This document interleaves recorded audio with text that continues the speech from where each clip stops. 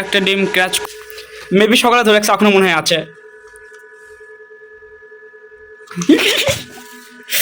আসসালামু আলাইকুম রহমতুল্লাহ, আশা করি সকলে ভালো আছেন। কালকে রাত্রে মুমিন ভাতিজার একটা মুরগিকে বন বের উঠে নিয়ে গিয়েছে। সে মুরগির নিচে 7টা ডিম দেওয়া ছিল। সে ডিমগুলো আমার এখানে দিয়ে গিয়েছে আজকে সকালে। এখন চেক করে ডিমের কী অবস্থা।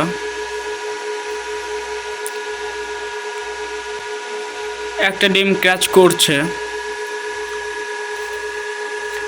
2টা ডিম ক্র্যাচ করেছে, 3টা, 4টা ডিম ক্র্যাচ করছে। কালকে সকালে 4টা ডিম থেকে বাচ্চা উঠবে। আর আমাদের এই কোয়েল পাখির ডিমের কোনো খবর নেই এখন পর্যন্ত, কোনো ডিম এখনো ক্র্যাচ করেনি। আশা করা যায় ক্র্যাচ করবে কিংবা বাচ্চা ফুটবে। আর আমাদের এই মন ভাতে 4টা বাচ্চা কালকে সকালে ফুটবে, আর বাদ বাকি সব ডিমেই ফুটবে, 7টা ডিম ফুটবে আল্লাহ তাআলার রহমতে। আমাদের এখানে হাঁসের ডিম আমরা কালকে নিয়ে আসবো, এবং আমাদের এখানে দেশি মুরগির ডিম আমরা নিয়ে এসেছি, এবং কালকার হাঁসের ডিম আমরা এখন পর্যন্ত বসাইনি। দেশি মুরগির ডিম আমাদের অনেকগুলোই জড়ো হয়েছে, আমরা কালকে দিয়ে দেবো এইগুলোতে। আর আমাদের এই 3টা ডিম নষ্ট, এই 3টা ডিমে 20 ডিম না।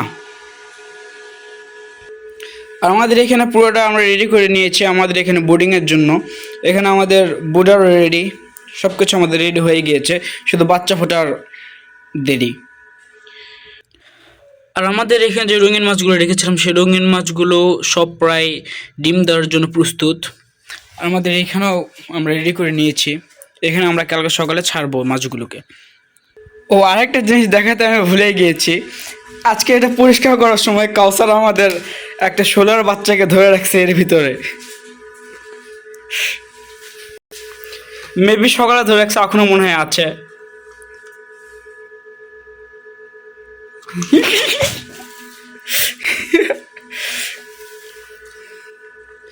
বেড়ে চলে গিয়েছে।